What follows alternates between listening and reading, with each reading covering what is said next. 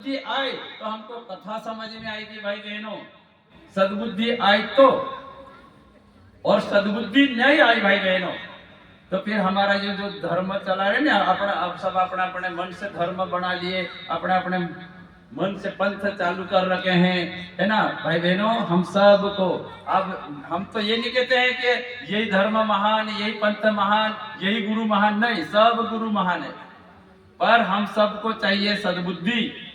हम सब मानव मात्र को सद्बुद्धि चाहिए, है ना। तो इसलिए भाई बहनों, यहाँ पर जो यज्ञ हो रहा है, यहाँ पर जो कल से हम जो प्रचार प्रसार कर रहे हैं, जो बात चर्चाएं कर रहे हैं, वो सद्बुद्धि का प्रचार कर रहे हैं।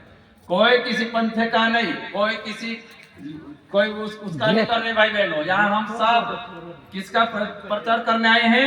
मात्र सद्बुद्धि का।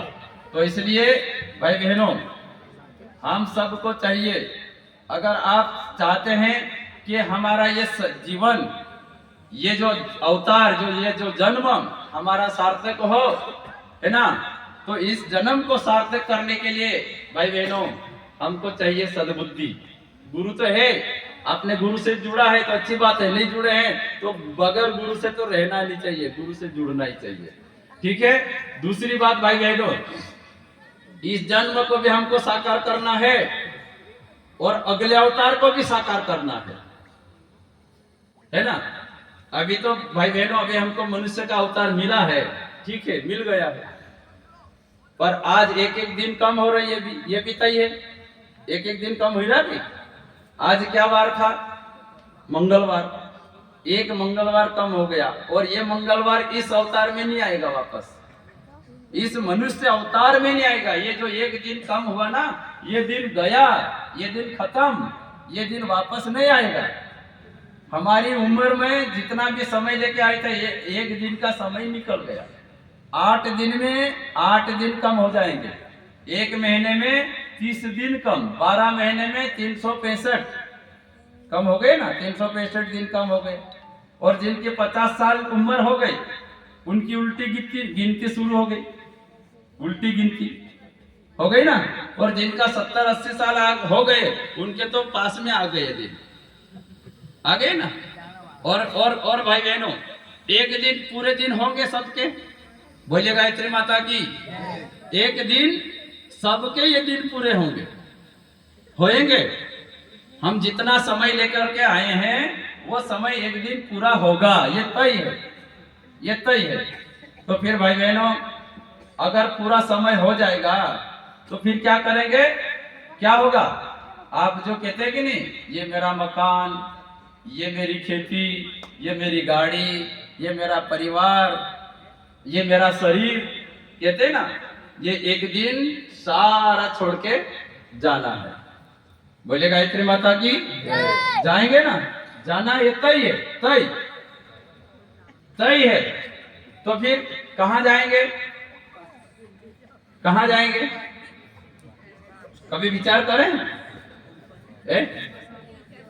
बोले गायत्री माता की। भाई बहनों, मात्र एक थोड़ी देर के लिए बहुत इंपॉर्टेंट विचार करने की बात है। कहाँ जाएंगे फिर? जाना तो तय है, आपने भी कह दिया, हाँ बिल्कुल सही है। एक दिन ये गांव छोड़ के, ये परिवार छोड़ के जाना है, तो कहाँ जाएंगे? ऊपर गए। बोले गायत्री माता की। तो ऊपर के गांव थोड़ी, तो ऊपर जाते रहेंगे।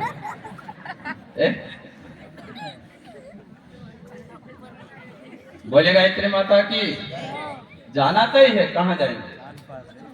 भाई बहनों, अभी हम घर से निकले, घर से तो हमको पूछा कहाँ जा रहे, है ना। तो हमने कहा कि ये गौली पिपलिया जाना है। तो हमने तय कर लिया था, हमको पूछा था, हमने बता दिया कि गौली पिपलिया जाना है, तो हमको पता था, तो हम यहाँ आ गए हैं। आ गए ना हमको पता नहीं रहता तो फिर कहाँ जाते? पता नहीं तो। एक बार कोई बस स्टैंड पे एक भाई जाके न बस वालों को पूछ रहा था, बोले क्यों भाई, ये बस कहाँ जाएगी, ये बस कहाँ जाएगी, ये बस कहाँ जाएगी। वो सारे बस वालों को पूछा, सारे बस वालों को, अब पूछते पूछते किसी ने देखा, अरे यार ये साहब बस वालों को पूछ रहा कहाँ जाएगी कहाँ जाएगी, पहले तो इसको पूछ ले कि तू कहाँ जाएगा। अब वो कोई आके पूछा क्यों भाई, तो सारे बस वालों को पूछ रहा, पर पहले ये बता कि तू कहाँ जाएगा। तो वो कहे मेरे को तो पता नहीं। जब तेरे को पता नहीं तो फिर कहीं की भी बस में बैठ जाएगा। भाई बहनों बोलिए गायत्री माता की। तो इस अवतार में भाई बहनों हमको ये पता होना चाहिए कि हमको एक दिन ये शरीर छोड़ना है। और भाई बहनों ये तो पता होना चाहिए हमको कि मरता शरीर है, आत्मा नहीं मरती है, ये तय है। हमारी आत्मा जो है कभी नहीं मरती है और मरता है शरीर। तो शरीर तो मरेगा तो इसको तो लोग जला देंगे, है कि नहीं, पंच तत्वों से मिल जाएगा, ये पंच तत्वों में विलीन हो जाएगा। पर जो आत्मा है वो और अगला जन्म में लेगी और आगे पैदा होगी वो आत्मा, है ना। तो फिर बोले गायत्री माता की 2 मिनट सुन लीजिए, फिर ये आत्मा और अगली जगह पैदा होगी, है ना। जैसे हम अगर अपने को दिल्ली जाना है, हरिद्वार जाना है, तो अपने को इंदौर से गाड़ी बदलना रहती ना। तो इंदौर तक अपन गाड़ी में चले जाएंगे, फिर अपने को तय है कि एक वहां जाके और बस बदलना है। तो वहां तो बहुत सारी बसें रहेगी, बहुत सारी ट्रेनें रहेगी, है ना। तो समझदार लोग क्या करते हैं, बुद्धिमान लोग क्या करते हैं, हरिद्वार जाने वाले, दिल्ली लोग जाने वाले लोग क्या करते हैं, 1 महीना पहले से रिजर्वेशन करवा लेते हैं, बुकिंग करवा लेते हैं। क्योंकि एक दिन हमको तो जाना है, एक दिन हमको जाना है। तो समझदार लोगों का काम है ये। तो वो लोग समझदार लोग क्या करते हैं, पहले से बुकिंग करवा लेते गाड़ी। तो गाड़ी बुकिंग हो जाती उनकी, है ना, गाड़ी बुकिंग हो जाएगी और उसी समय पे जाके ना उस गाड़ी में जाएंगे। तो वहां जैसे ही गाड़ी से उतरे, उस स्टैंड पे गाड़ी बदली तो दूसरी गाड़ी तैयार। और वो गाड़ी क्यों मिली उनको, पहले से उन्होंने बुकिंग करवा ली थी। तो जब वो गाड़ी भी मिल जाएगी और रिजर्वेशन सीट, स्लीपर का सीट मिलेगी उनको, आराम से सोते सोते बैठते बैठते दिल्ली हरिद्वार चले जाएंगे। क्यों, क्योंकि उन्होंने पहले बुकिंग करवा ली थी। भाई बहनों मैं आपको यही बात बता रहा हूं कि एक दिन हमारा भी ऐसा ही होगा, है ना। एक दिन हमारा भी ऐसा ही होगा कि ये शरीर छोड़ के और अगला शरीर में जाना है। तो आगे 84 लाख गाड़ियां तैयार है, 84 लाख योनियां, है ना। भगवान कृष्ण कहते हैं कर्म प्रधान विश्व करी राखा, जो जस कर्म करेगा वैसा ही फल मिलेगा, है ना। तो फिर हमारी बुकिंग क्या है, अगले जन्म की बुकिंग चालू है अभी, अगले अवतार की भी बुकिंग है।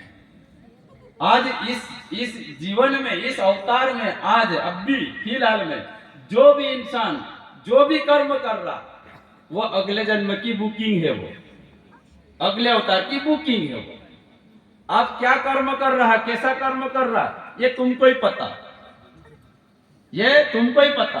पर कोई भी आदमी, कोई भी बुकिंग करने वाला, कोई भी जो बुकिंग करते हैं कि नहीं, उनको क्या कहते हैं, बुकिंग बुक करते हैं कि नहीं गाड़ी, हाँ एजेंट, हाँ बहुत बड़ी बात, एजेंट है कि नहीं। अगर एजेंट कर लिया अपन ने तो वो अपने को राय दे देगा कि ये इतने बजे गाड़ी जाएगी, ये बहुत अच्छी गाड़ी जाएगी, वो एजेंट के द्वारा हम बुकिंग करवा लेते हैं, है ना।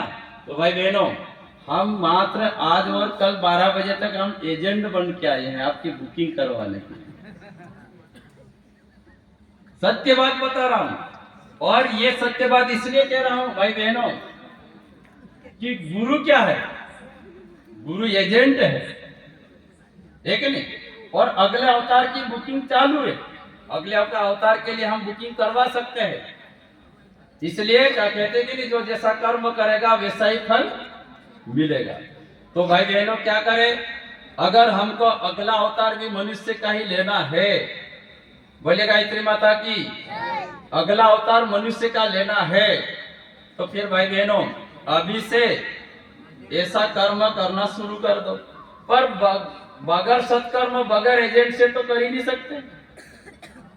बगैर सत्कर्म, बगैर एजेंट से कैसे कर लोगे। तो एजेंट क्या है? सदगुरु है ना। तो इसलिए भाई बहनों, आज हम सबको, आप जितने भी भाई बहने बेटे हैं, अगर हम चाहते हैं कि हमको अगला अवतार भी शानदार मनुष्य का ही मिले, और कहाँ मिले, कहाँ मिले, कैसे कैसी जगह पे हम पैदा हुए, ये भी तय करना चाहिए कि ऐसा बहुत अच्छा गांव हो, सभ्य परिवार हो, अच्छा गांव हो, वहां पैदा होए। अगर ऐसा चाहते हैं तो अभी से हम ऐसा कर्म करें, नहीं तो इधर और ऐसे लोग हैं, पड़े हैं भाई बहनों। कोई इधर, हम इधर गए थे काला पाट तरफ, बड़वानी से उधर, तो वो नयरा समाज के रहेंगे बैड़ा मां, तो वो बंदरों को भी खा जाते हैं, है कि नहीं, पूरे जानवरों को भी खाते हैं, इंसानों को भी खाते हैं। अगर वहां पैदा कर दिया भगवान, तो वहां कभी कर दिया भगवान, तो अब वो घर वो सांप ने लीले आवे के नहीं, घर सांप कालवेलिया, अगर वहां पैदा कर दिए तो। अब फुटपाथ पे अपन देखते हैं कि नहीं, भिखारी जो लोग पड़े हैं पुलिया के नीचे, है कि नहीं, सुअर और जानवर और कुत्ते और इंसान इकट्ठे, वहां पैदा कर दिया तो कल्पना करिए ना। हम तो यहाँ स्पष्ट भगवान ने कहा है कि कर्म प्रधान विश्व करी रखा, जो जस कर्म करेगा वही फल मिलेगा तेरे को, ठीक, भगवान ने तो कह दिया है ना। तो हम अपन भाई बहनों, अगर हमने सोच लिया है कहाँ जाए, कैसे पैदा होए, ये आज हमारे हाथ में है, आज हमारे हाथ में है, हमारे पास चांस है अभी, है ना। एक हमारे वीरेश्वर भाई साहब करके थे, गायत्री परिवार के बहुत प्रखर कार्यकर्ता, वो एक बार बताते हैं कि कहीं जा रहे थे, उनके कार्यकर्ताओं के साथ में 5-6 कार्यकर्ता जा रहे थे, और रास्ते में एक मकान बन रहा था, बड़ा बिल्डिंग 2-3 मंजिला। अब उन्होंने गाड़ी रुकवाई, और गाड़ी रुकवाने के बाद में जो मकान बन रहा था नहीं, वहां जाके बोले कि इसमें अच्छी तरी करना, इसमें सीमेंट अच्छे लगाना, सरिये अच्छे लगाना।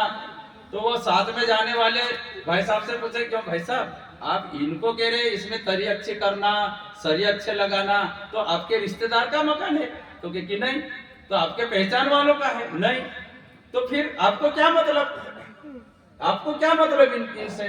तो वो कहे कि मरने के बाद में कभी इस घर में मैं पैदा हो गया तो ये घर तो मेरा कहलाएगा नहीं, ये तो घर मेरा कहलाएगा।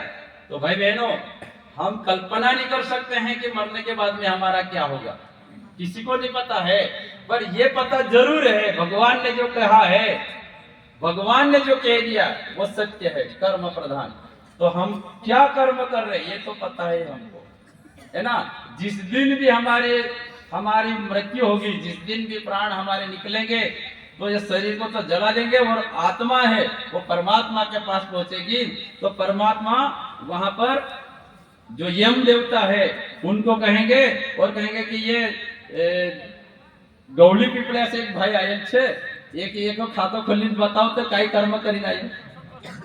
गौड़ी पीपड़ा को एक भाई आयो, तो एक तो खातो खोली बताओ काय कर्म करी आयो, काय जमा छे, है कि नहीं।